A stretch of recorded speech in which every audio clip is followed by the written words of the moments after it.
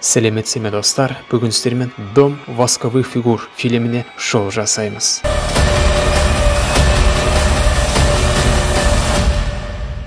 1974 жыл әйел воск қайнатып, оны қолындағы маскаға құя бастайды. Қасында ұлы өзімен өзі тамағын жеп отыр. Әкесі екінші ұлын алып келіп, оны құбыжық деп мазақтап, орындыққа отырғызып байлай бастайды. Баланың қолына қарағанда, олар оны бұлай байлағаны алғаш емес сияқты. Осыдан кейін 30 жыл алға ауысамыз. 6 жасөспірім жылдың ең үздік ойынына аттанбақшы. Жас қыз Карли және де оның жігіті Уэйд. Ал қасында сары шашты қыз Пейдж. Онымен бірге жігіті Блейк. Карлидің егізі Ник пен оның досы Далтон. Блейк қысқа жол тауып, сонымен жүрмекші болады. Бірақ жол жабық екен. Топ айналмалы жолмен өтпекші болып, қалаға кірер жерде тоқтап, палаткаларда ұйықтауды шешеді. Демалып жатқанда топ орманнан шығып жатқан жағымсыз иісті сезеді. Олар бұл өлі жануардың иісі деп бастарын қатырмай, ары қарай ойын күлкілерін жалғастырады. Көп ұзамай оларға пикап келіп, жарқыратып фарын жағып тұрып алады. Олар оған өшір дегенмен айтқандарына мән бермейді. Ник жынданып, машинаға бутылка тастап, фарын өшіріп тастайды. Әйтеуір машина кетеді. Өздері болса сапарларын ертерек жалғастыру үшін ерте жатайық дейді. Барлығы ұйықтап жатқанда оларды белгісіз біреу камераға түсіре бастайды. Ертес азанда Блейк ойынды жіберіп алмау үшін басқаларын ертерек оятпақшы болады. Далтон камерамда біреу алды деп шығады. Бірақ басқалары оны жай ғана жоғалтып алды деп санайды. Қыздар тағы да жағымсыз иісті сезіп, Карли иіс шығып жатқан жерді таппақшы болады. Ал мына жақта Уэйд машинасын қоспақшы болып еді, әйткенмен генератордың белбеуі үзіліп кеткенін байқайды. Карли дөңнен құлап, іші жолай өлген жануарларға толы шұңқырға тап болады. Ол жерден шықпақ болып, адамның қолын көріп қалады. Және де дәл сол сәтте жүк көлігі келіп қалады. Олар еркекке "Қара, анда адам қол" деп еді. Ол барып тартып болса, жай ғана восктан жасалған манекен адамның қолы екен. Уэйд еркекке "Карли екеумізді жақын қалаға алып барып тасташы. Көлігімізге белбеу алу керек еді" деп айтады. Ол оларды жақын арадағы Амброуз деп аталатын қаладағы жанармай бекетіне дейін алып барып тастауға келіседі. Топтың қалғаны футбол матчына аттануға дайындалады. Достармен қоштасып, Уэйд пен Карли көлікке отырады. Жүргізуші өзін Лестер деп таныстырып, қызға бақырайып қарап отырып алады. Олар өздерін жағымсыз сезініп, қалаға жаяу жетпекші болады. Сол уақытта Блейк, Ник, Далтон мен Пейдж көлік кептелісіне тұрып қалады. Олар көптен күткен матчтарына үлгере алмай жатқандарын түсініп, қайта оралып, лагерге қоныстанайық деп шешеді. Қос ғашық Амброузға келіп жетеді. Бірақ жан-жақтарына қараса, көшеде тірі жан жоқ екенін байқайды. Жанармай бекетінен жұмысшыны таба алмай, Пейдждің "Біз қайда ораламыз" деген қоңырауын естіп, шіркеуге кіріп, көмек сұрамақшы болады. Жұп ол жерде желеу процессиясы өтіп жатқанын түсініп, кедергі келтірмейік деп, сыртта тұрғанда оларға Бо есімді еркек шығып, "Иә, мен сол жанармай бекетінде жасаймын. Бірақ көріп тұрғандарыңыздай қолым бос емес" деп шығады. Еркек оларға бекетте 30 минуттан кейін жолығайық деп айтады. Уақыт өткізу үшін Жұп жақын арадағы балауыздан, яғни восктан жасалған фигуралар үйіне кірейік дейді. Сөйтсе, тек қана іші емес, сырты толық восктан жасалған екен. Олар ішке кіріп, ондағы манекендердің қаншалықты шынайы жасалғандығына тамсанады. Карли ондағы туындылардың барлығы Винсент есімді адамдікі екендігін түсінеді. Одан кейін екеуі біз киноның басында көрген балалардың орындықтарын көріп қалады. Карли сырттан бақылап тұрған еркекті көріп қалып, қайта оралайықшы деп өтінеді. Кейінірек оларға Бо келіп, керекті белбеу менің үйімде бар деп айтады. Олар Бодан восктан жасалған үй жайлы сұрастырады. Ол бұл үй бұрын жергілікті көрнекілік болып саналған деп айтады. Ал оның қожайыны Труди атты әйел болған. Ал Винсент оның балаларының бірі болған деп түсіндіреді. Әйел ауыр дерттен көз жұмып, артынша жергілікті дәрігер болған оның күйеуі Виктор де әйеліне көмектесе алмадым деп өзіне қол салады дейді. Ал балаларын басқа адамдар асырап алған екен. Сол сәттен бастап восктан жасалған үй тасталып кеткен деп түсіндіреді. Уэйд әжетханаға сұранып кетеді. Карли болса Боның көлігінде күтіп отыр. Арғы жақта Ник пен Далтон достарын жолықтыру үшін қалаға жол тартады. Уэйд ішті қарап, бұл кезінде Труди мен Виктордың үйі болған аңғарады. Осы мезетте Карли отырған машинасы бұл өткен түні лагерге келген машина екені басына жетеді. Қыз бірден машинаның сигналын басып, жігітін шақырып алмақшы болады. Бірақ үйде жарық өшіп, жігіті бөлмеге қамалып қалады. Ұзақ уақыт өтпей, еден астынан біреу шығып, қайшымен Уэйдтің аяғын жаралайды. Бала өзін қорғамақшы болғанмен, түнекте кеудесіне бірнеше пышақ алып, есінен танып қалады. Бо сыртқа шыққанда машинаның ішінде қамалып, оған сенбеушілік көрсетіп жатқан қызды көреді.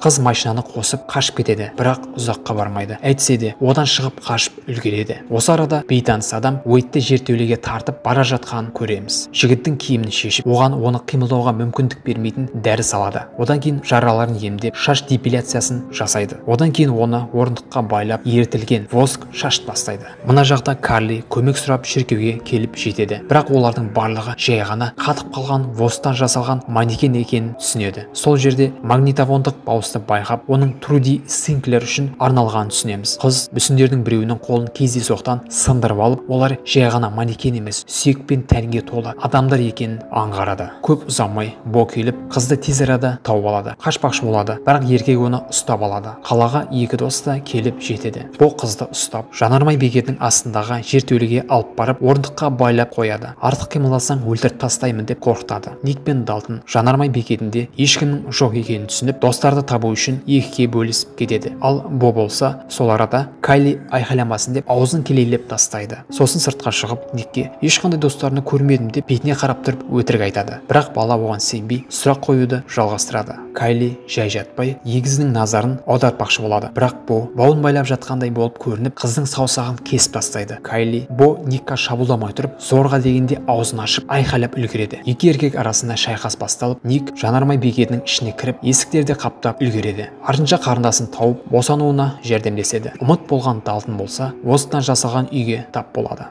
Көп ұзамай Уэйдтің пианинода отырғанын көріп қалады. Бірақ түртіп қалса, оның мүсінге айналып кеткенін аңғарады. Бірақ жоқ, өле емес, көзі дірілдей бастайды. Бірақ ол ешқандай қимыл жасай алмайды. Көмектесуге тырысқанымен еш пайдасы жоқ. Артынша бейтаныс адам шабуылдайды. Бала қашуға талпынады. Бірақ ақыры оны құлатып, басын кесіп тастайды. Сол уақытта ағасы мен қарындасы достарын іздеуге шығады. Басқа үйлерге қарап, қалада мүсінге айналған адамдардан басқа ешкімнің жоқ екенін түсінеді. Одан соң назарымыздан тыс қалған Пейдж пен Блейкке ораламыз. Олар ешкім жоқ кезде махаббатпен айналыспақшы болады. Кенеттен сырттағы ән өше қалады. Блейк не болды деп сыртқа шығады. Палатаның ішіне маскалы адам кіріп Пейджге шабуылдайды. Қыз сыртқа шығып өлі жатқан жігітін көреді. Складқа кіріп тығылып қалуға тырысады. Бірақ адам өлтіруші қызды тауып, басынан найза қадап көзін жұмады. Мына жақта егіз аңшылық дүкенге бұзып кіріп арбалет алады. Оларды Бо тауып алады. Екеуі қашып кинотеатрда тығылуға мәжбүр болады. Ол жақтан да тауып алып қызға оқ атады. Бірақ дәл тигізе алмайды. Бо қыздың артынан еріп, есікті ашқан сол еді, Никтен кеудесіне оқ алып жерге құлай кетеді. Екеуі оны өлі деп, патронсыз болып шыққан мылтығын алып, достарын табамыз деген үмітпен Боның үйіне аттанады.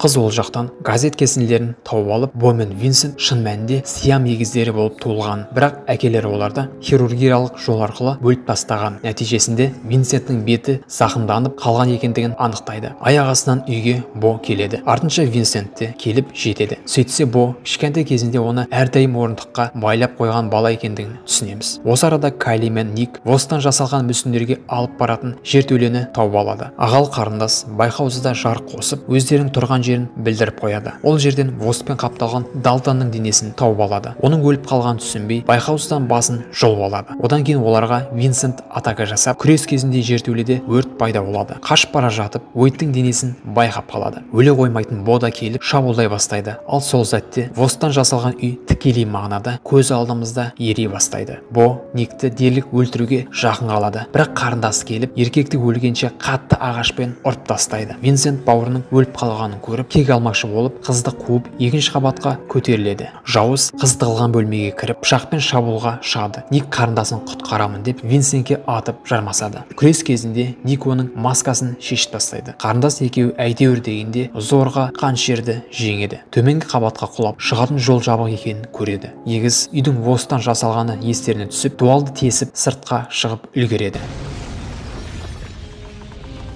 Келесі күні қалаға полиция келіп жетеді. Карли шерифтен неліктен бұндағы жағдайды ешкім білмейді деп сауал қояды. Ол Амброуз 10 жыл бұрын тасталып кеткен, ал мұнда табылған адамдардың барлығы бұл жерге алданып келген болар деп ой тастайды. Жедел жәрдем көлігінде Ник қызға Далтонның айғақ ретінде қапталған камерасын ұрлап кеттім деп мойындайды. Кенеттен полиция отбасыда 2 емес 3 бала болған анықтайды. Сол сәтте қыз көлік артында отырып алып, қызға қош бол деп қолын көтеріп тұрған Лестерді байқайды.